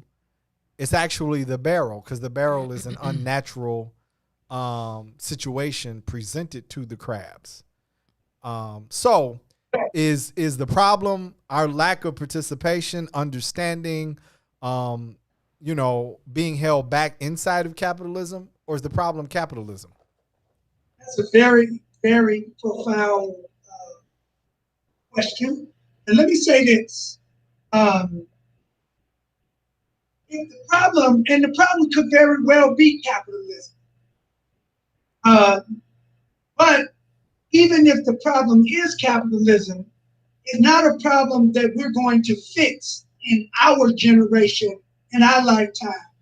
In other words, if the problem is the barrel, we in the barrel, we ain't gonna fix the problem in the barrel. What we gotta be, because the barrel is broke, we gotta figure out how to take that broke barrel and use it, and use what we can create within it to get the hell out of it, and then come back around. So it's a matter of priority. I don't want to define the issue as the barrel right now. We can conceptualize that, but the barrel is such a definitive place that we may very well look at it and never focus on how the hell we get out of here. The question is, how the hell do we get out of here? Capitalism, socialism, whatever it is. How do we maximize our involvement in it? So I want to focus our issues on the true issue, because no matter where we are, we could be living a better life. And I think that better life comes on the end of privileges that white people are not going to share with us. They're not going to give, in my opinion, because if I had white privilege, I wouldn't be trying to give some of it away. I would be trying to hold on to it and fighting with it for it with every breath that I have, just like they're doing. Nobody's going to give us the privilege to overtake them. However, as Black people and as thought leaders, we can take the things that are God's gift to us and we can use it in support and defense of our people. And that is what I'm saying. I don't disagree that capitalism has its issue. And I appreciate your answer. And I think where I want to go with that and provide a bit of pushback. And again, I think that pushback, not in the sense of disagreement, but pushback in the sense of forwarding the conversation. Because there are many who would maintain that the very design of the barrel will allow the crab at the top to say, hey, y'all, let's get out of the barrel, and for a better way to assess our position. But the crabs in the middle and at the bottom, right, the very design of the barrel is to have that carrot dangling in terms of, hey, if we can just get a firm footing outside of the barrel, we can better assess our situation. And so I'm asking if the very nature of capitalism is to present that option and give the illusion of escape and reassessment, while all the while containing the crabs in the barrel based on their own interactions and viewpoint of the barrel itself. So I get your point. A very profound, question. What I would say to that is, at the end of the day, capitalism is about winners and losers. And really, on many levels, no matter if you're Black or white, your freedoms begin to diminish in capitalism when you broke. The same things, I'm not saying that broke white people may not have it as bad as broke Black people, because they are certainly I living. love this example. I'm sorry. I love this example. Privilege of what other white people who've been able to get out the barrel or construct the barrel have created for them. And, that's there.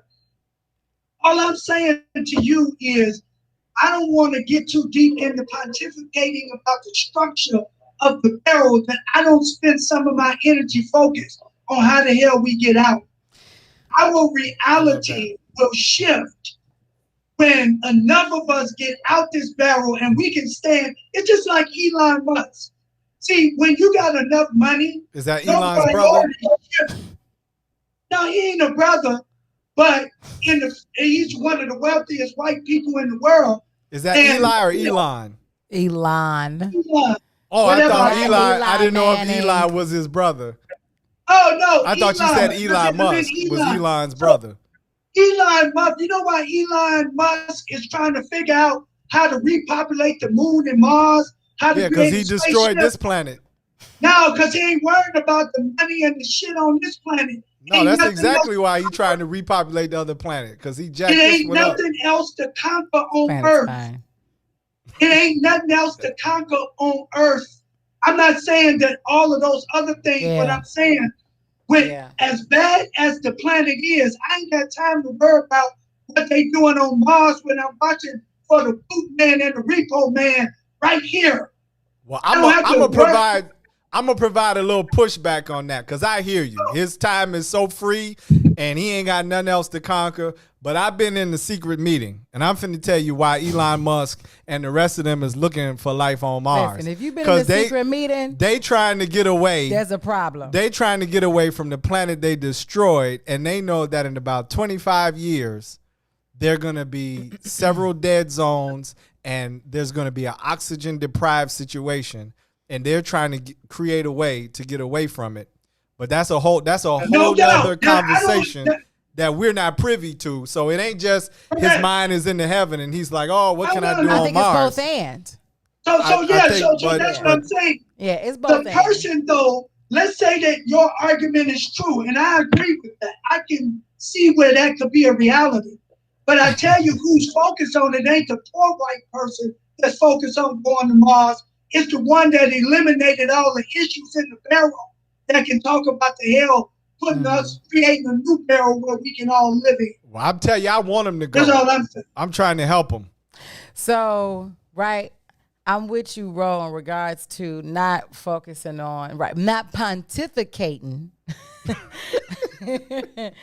on the structure of the barrel, but how we're going to get out of it. And again, I was actually smiling because, again, right, this is going to be my mantra. You were smiling again? Yes. My new mantra is just going to be constantly, it all leads back to self. Who gives a crap about if they run capitalism? Don't mean that you got to be a capitalist. Money is just an instrument of exchange, which is something that has been used since civilization has begun. We don't have to participate in it exchanging it for you or me to be a winner. We can exchange it for the purposes of us having what we need so that we can clothe and feed ourselves. So you're actually redefining it. Well, for the purposes of going against capitalism. No, I'm not talking about going against it. I'm saying you're redefining it. I don't think it's a redefinition. It's always existed. It existed before capitalism became this form of monetary exchange. Right, but we're still in a capitalist system. And but so what you're saying, but that's my point. And you're saying there's a redefinition to it and not participating in what the current capitalist definition is. So you can augment it, you can change it. You don't have to participate in it the way. No. I don't have to be a capitalist, period. I don't have to redefine capitalism. Capitalism can go on for ever long. The people that participate in it want it to go on. I'm going to practice trade. So you don't practice capitalism? No, I have no interest, nor do I try to attain dollars in order to keep somebody else down. Do you pay taxes? Now, the only thing that I am... Do you pay taxes? So... That it's part a fair of it, question. But I don't have to. So you do participate don't in have capitalism. To be a capitalist. I didn't say you had to be. So, but you participate in capitalism. So as a taxpayer, it does fund capitalism. So how do you? So you participate in capitalism. So then we're talking about two different things. No, because we're not. So what you're talking about then is the destruction. You're in, talking about the destruction of capitalism. No, I'm not. I didn't say destroy capitalism. Who cares? Who cares if I asked the question? So I'll wait till you finish, and then I'll say my piece, and hopefully I'll be able to finish. You can finish. Go ahead. So what I'm stating is, who cares about that part of it? It can be funded. It can continue on. I might at this particular juncture, because I am a citizen of America, portions of the dollars that are taken from me every year are used for capitalism, does not mean that I have to be a capitalist in the regard of what Ro was talking about. I'm not focused on that. I am focused on how I'm going to contribute and what I'm going to do with the resources and the tools that I have, and then bring other people with me that want to participate with me so that we can exchange money how we want to exchange money. You're not a capitalist. I'm not a capitalist. Okay, I just want to be clear. Ro, are you a capitalist? Yeah, I I'm a capitalist. Okay, so great. So you all absolutely. are saying two different But things. I just want to get to No, the. he's I okay with don't being a think capitalist. Cassie- That's what I'm saying. I don't But think we're that not saying those are two different Cassie things. is saying. Yeah, that's two different things. I don't want Go to ahead, put words bro. in Cassie's mouth, but Cassie is making a distinction that I don't think that you're clear of. Of course, Cassie participates in capitalism because she lives in the environment. But what she's saying is that she's in it, but not of it. I think. There we go. I don't know. That's well, no, it. no. And I That's think that it. we He have has to be. to I think that we have participate. to be clear when because there are people watching, and so Absolutely. let's be Okay. clear that I'm clear. But my job here is not to be clear or simply to debate. I'm not trying to have a debate because I'm not a capitalist either. So that's not my point at all. My point is inside of the audience, you can say, so for instance, I was having a conversation. I have a friend that is a Palestinian, and he was genuinely having a conversation about how Israel treats Palestine in the modern construct of the relationship. But he is a Palestinian business owner. And I had to bring out a point to him that he had never considered because he was up, he actually did part of the protest. There was a protest downtown Chicago towards how Palestinians were being treated. And I simply asked him, because we all talk about the package of aid that the United States gives to Israel. We talk about the military aid that the United States gives to Israel, and he's a business owner. And I said to him, had you merely considered the fact that your taxes actually pay for part of the destruction of your own people?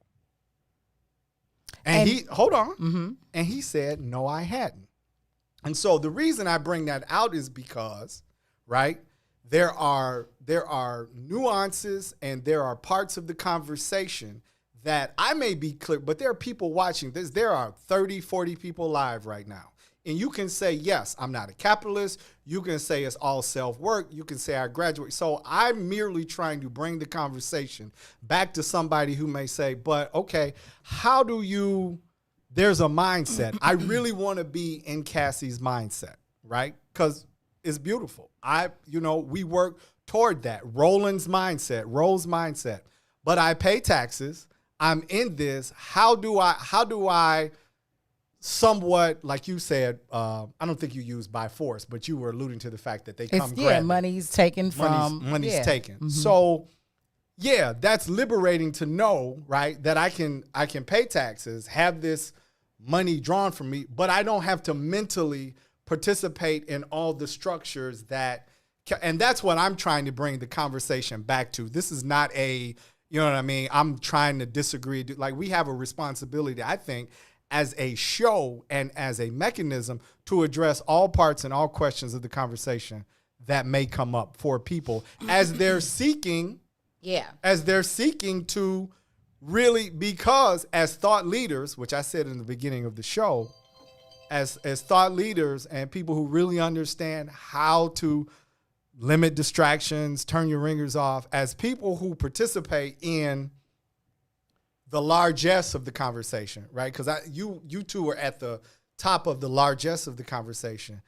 The average person may not be at the largesse of the conversation, or I don't want to say average.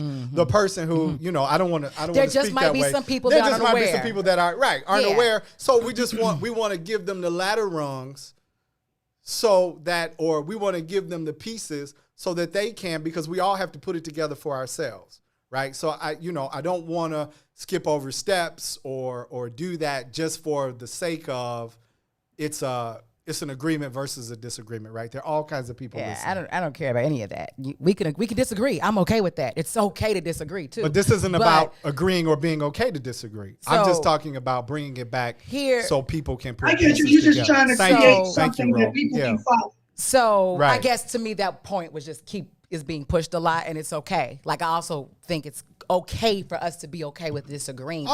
There is growth in that. This is where you discover, if everybody is saying the exact same thing the whole time, then, it's hard for us to discover, change, and grow. So moving past that piece, though, again, Ro was talking about not focusing on the structure, and that's a part of that structure. The fact is we are inside of this barrel.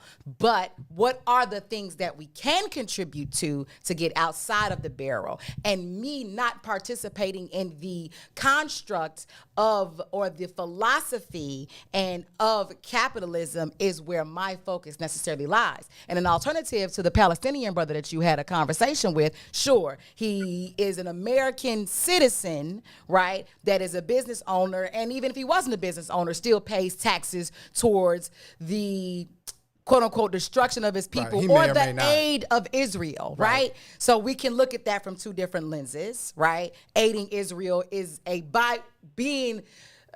maybe the destruction of Palestinians is a byproduct of aiding Israel, right? So there's lenses of that. But something else that he can do is just help his people himself. And I think that's the type of thing that Ro and I are speaking of, is that self-determination that says, even though this thing is going on, there are things that I can do myself and I can do with others to make our situation better, because you can then pick your battles. We can either try to hack this barrel down if we want to and spend energy there, and there are going to be people who do that, and then you're going to have the other people who are going to be spending energy on, okay, as crabs we can link ourselves and climb up out of here. Now some things might end up happening simultaneously, and it's perfect because you have the people who are hacking it down and the people who are also climbing out, so then there's this big whoosh that happens at the same time. Toussaint actually alluded to that earlier in the conversation, that the barrel is destroying itself. It's not quite destroying itself. It's because there's a contribution in so many different ways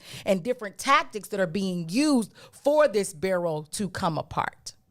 Yeah, I just think we have to be aware of all those facets, and we have to be careful when we or discount you can the just other add facets. in. So we're careful. So just add in what you think is missing. I mean, it's so not necessarily anybody just, not being careful. It's the fact that, hey, this is the part that I want to contribute. Like I said, I just think I think it's all of those. Yeah, go ahead, please.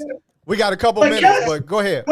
What Cassie is saying is what I'm suggesting. We have to pick and choose our battles in life.